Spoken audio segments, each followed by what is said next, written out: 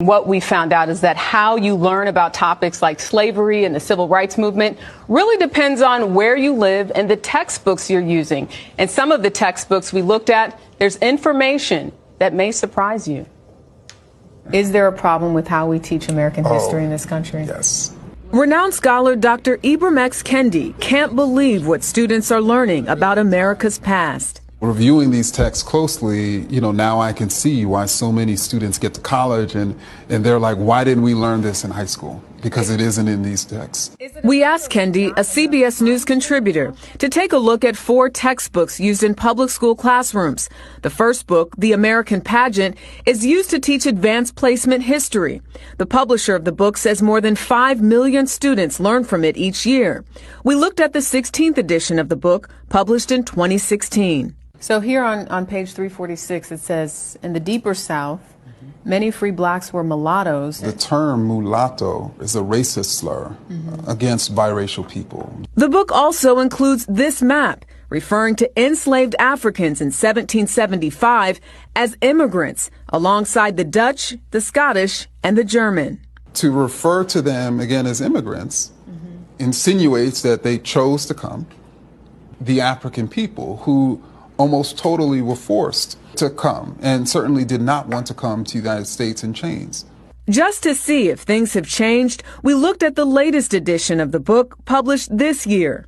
The map is still there. The assignment asked students to put a price on slaves. What and how students learn about history is different everywhere and sometimes problematic. The teacher, who is white, told them to write funny captions on images of freed slaves. There are reports the teacher made black students act as slaves. There is no national standard for what history is taught. Each state sets standards which outlines what students are expected to learn. CBS News took a look at the social studies standards for all 50 states and the District of Columbia. We found 7 states do not directly mention slavery, and 8 do not mention the civil rights movement.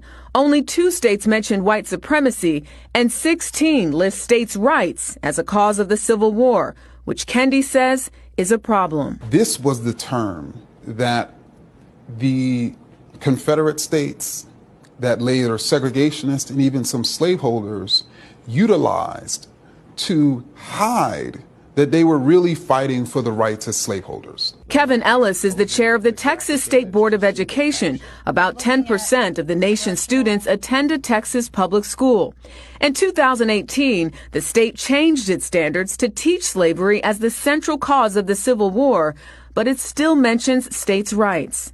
Should states' rights even be taught at all?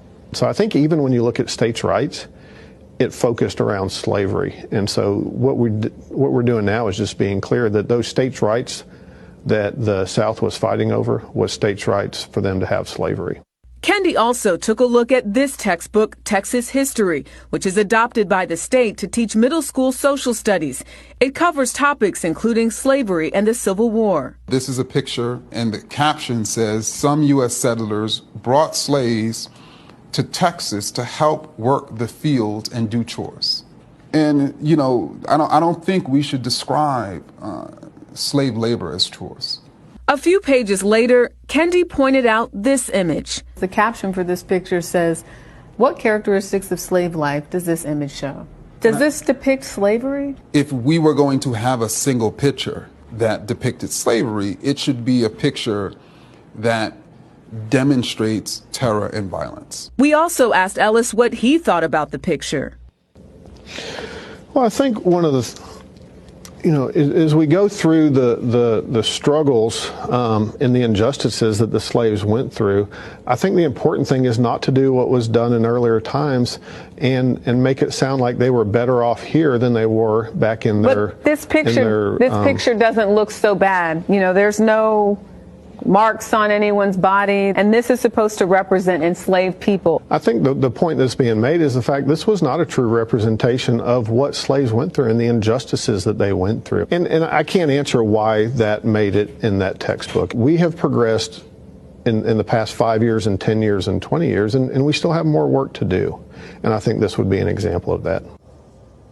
The publisher of that Texas history book, Houghton Mifflin Harcourt, told CBS News in a statement that it appreciates and values Dr. Kendi's analysis of the textbook, and they are making intentional changes to the content in future editions. Cengage, the publisher of The American Pageant, said the authors work strenuously to provide an accurate, fair, and engrossing account of American history, and they are always striving to improve. They note the newest edition makes corrections and includes firsthand accounts from African Americans of the time. So important to point out, though, that the publishers can make these changes, but it's up to the states to adopt them. It's up to the states. And, They- you know, it's funny because I talked to a girlfriend of mine, her daughter's in high school, and she just got an A in her U.S. history class, and I told her about this story, and she said, we have to teach them. It's up to the parents. And I think there is sort of this unsaid thing, even especially in black communities, that you're going to learn it from your family and not necessarily rely on the school to do it. Just because you look at these changes that they've made, this is in the last 5 years. Yeah, that's very recent. Well, it's the most alarming thing you said in that story was that there were 7 states where slavery is not even mentioned. Or civil rights. That's Right. what I find so jaw-dropping. Yeah. And I think when you're a kid, you're reading the textbook, it doesn't occur to you to challenge it. Right. You need a story like this to let you know. Yes. And it's also